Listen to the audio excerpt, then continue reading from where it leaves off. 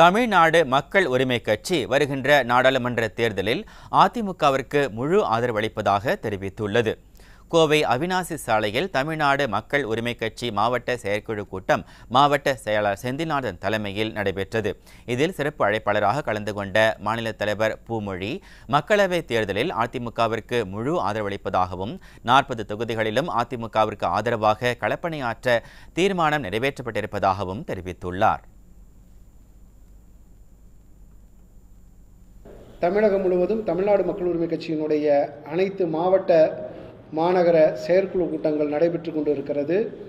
இந்த கூட்டத்தின் வாயிலாக அதிமுக தலைமையிலான கூட்டணியை வெற்றி பெறச் செய்வதற்காக தமிழ்நாடு மக்கள் உரிமை கட்சி தேர்தலிலே தீவிரமாக களப்பணியாற்றுவது, பரப்புரையாற்றுவது என முடிவெடுக்கப்பட்டது. வருகின்ற பாராளுமன்ற தேர்தலிலே அதிமுக தலைமையிலான கூட்டணியை ஆதரித்து இந்த கூட்டணியினுடைய வெற்றிக்காக தீவிரமாக களப்பணியாற்றி பரப்புரையாற்றுவது என முடிவெடுக்கப்பட்டிருக்கிறது.